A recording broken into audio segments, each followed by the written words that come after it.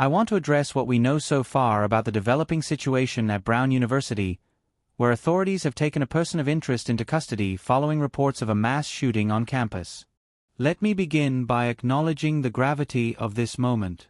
What's unfolding in Providence represents every parent's nightmare, every student's fear, and every community's deepest concern about safety in our educational institutions. The reporters on the ground, Erin Dion, Katie Mulvaney, Katie Landek, and Carissa Waddick, along with Reuters, are working to bring us verified information as this situation continues to develop. At this hour, we know that law enforcement has detained a person of interest. This is a crucial development, but we must be careful about what this actually means. A person of interest is not necessarily a suspect. They could be a witness, someone with information, or yes, potentially someone directly involved in the incident. The fact that authorities moved quickly to take this individual into custody suggests they believe this person has significant relevance to understanding what happened on that campus today. Let's consider the immediate scenarios we're likely to see unfold over the next several hours. First, there's the possibility that this person of interest will be upgraded to a suspect if evidence links them directly to the shooting. We've seen this pattern before in similar incidents where initial detentions lead to formal charges within 24 to 48 hours. Alternatively, this individual might be released if they're determined to be uninvolved, which would mean investigators are still searching for the actual perpetrator. The campus itself is almost certainly in lockdown at this moment.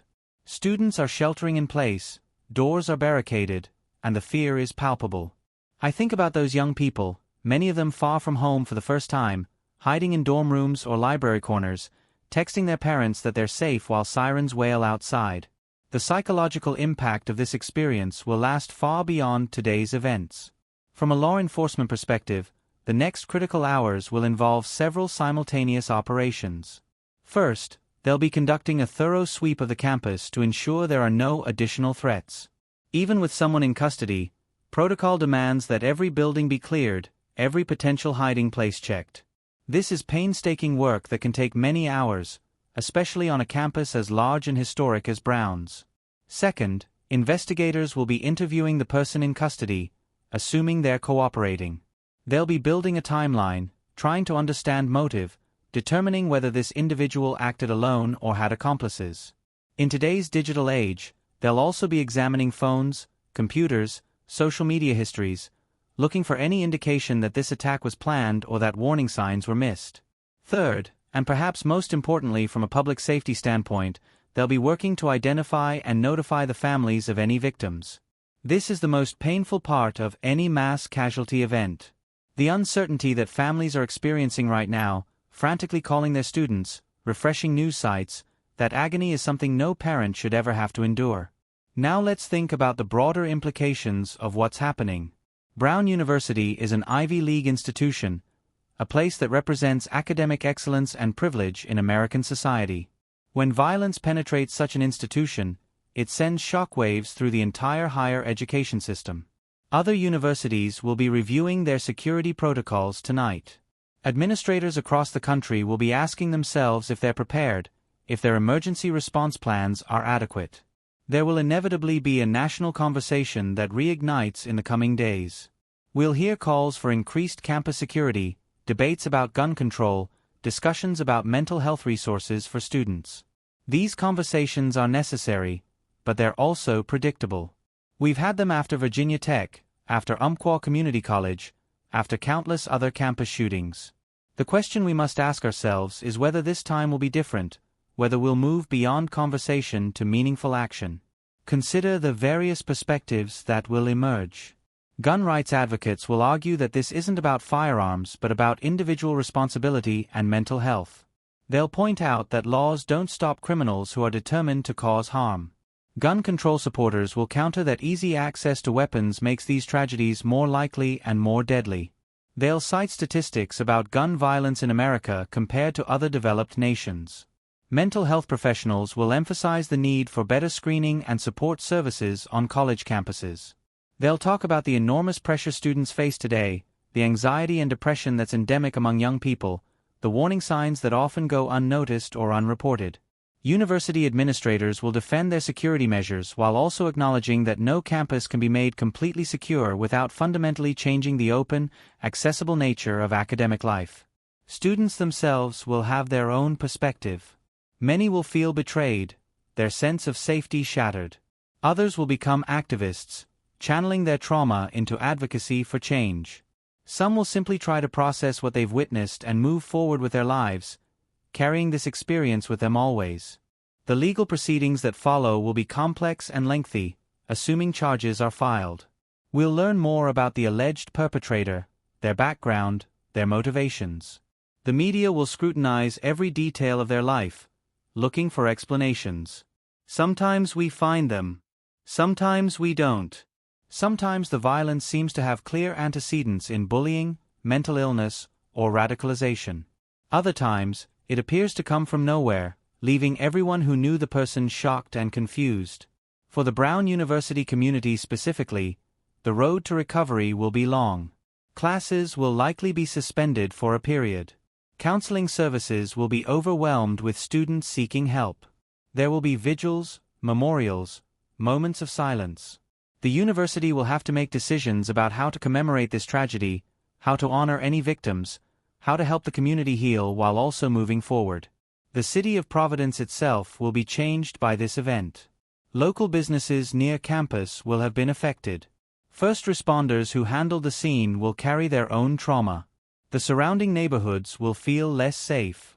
This ripple effect is something we often forget when we focus solely on the immediate victims and the campus community. Looking ahead to the next 24 to 72 hours, we should expect several key developments. Authorities will hold press conferences providing updates on the investigation. We'll likely learn the identity of the person in custody and whether they've been formally charged. The full extent of casualties, if there are any beyond injuries, will be confirmed. The university will issue statements outlining their response and support for the community. Media coverage will be intense and, unfortunately, sometimes problematic. We'll see reporters camped outside the campus, interviewing traumatized students who may not be ready to speak publicly. There will be speculation and rumors circulating on social media that may or may not be accurate. It's crucial that we, as consumers of this information, exercise caution and critical thinking. Wait for official confirmations. Don't spread unverified claims. Remember that behind every headline is a real person experiencing real trauma. Politicians will weigh in, as they always do. Some will use this tragedy to advocate for their preferred policies. Others will call for unity and healing before political debates. Both responses are predictable and, in their own ways, both are inadequate to the moment. What we need is genuine dialogue that leads to concrete action, but that's difficult to achieve in our polarized climate. The economic impact shouldn't be ignored either. Applications to Brown may temporarily decline as parents and students reassess safety. The university will likely invest significantly in enhanced security measures. There may be lawsuits from victims or their families. Insurance costs will rise. These practical considerations seem crass to mention in the immediate aftermath, but they're part of the long-term reality that institutions face after such events. From an academic perspective, researchers will eventually study this incident as part of the broader pattern of mass shootings in America. Criminologists, psychologists, and sociologists will analyze what happened, looking for insights that might help prevent future tragedies. This data-driven approach is valuable, but it can also feel cold when we're in the midst of the human suffering. International reaction will be significant as well. Brown attracts students from around the world. Their families in other countries will be watching, worrying, questioning whether American universities are safe for their children. This incident will factor into the ongoing conversation about gun violence in America and how it's perceived globally. Our peers in other developed nations often struggle to understand why we tolerate the level of gun violence we do. The role of social media in this event cannot be overstated.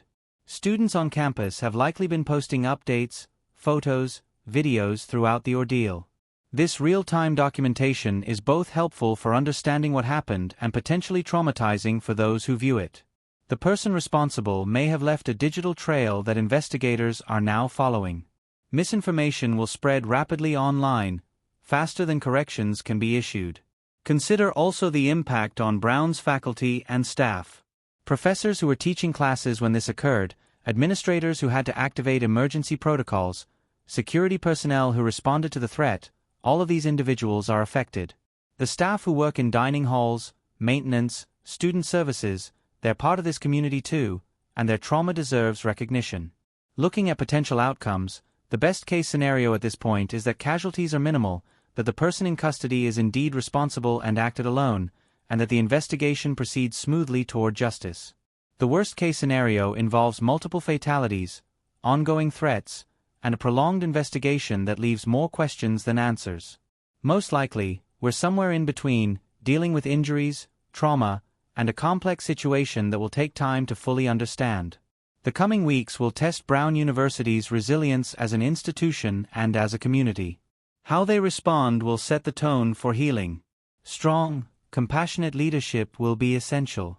Transparency about what happened and why, to the extent possible, will help people process the event. Adequate resources for mental health support will be crucial. For those of us watching from outside, we have responsibilities too. We should be thoughtful about how we discuss this event.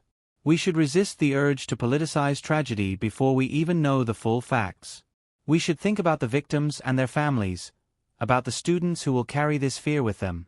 We should ask ourselves what we can do in our own communities to promote safety, to support those struggling with mental health issues, to reduce the likelihood of violence. This moment at Brown University is part of a larger American story about violence, about safety, about community, about how we protect our young people while allowing them the freedom to learn and grow. It's a story without easy answers, a problem without simple solutions. But it's also a story about resilience, about communities coming together in crisis, about the human capacity to survive trauma and help one another heal. As we wait for more information, as we hope for the best while preparing for difficult news, let's remember that behind every statistic is a person. Behind every headline is someone's child, someone's friend, someone's loved one. The numbers matter, but the individual human lives matter more. Whatever unfolds in Providence today will change lives forever, and that reality should give us all pause, should make us all reflect on what kind of society we want to be. The investigation continues. The community grieves. The nation watches. And we all must grapple with the uncomfortable question of what comes next, not just in Providence, but everywhere young people gather to learn, to grow, to build their futures. What happens at Brown University today is, tragically, part of a pattern, and breaking that pattern requires more than thoughts and prayers. It requires action, commitment, and the courage to make difficult changes.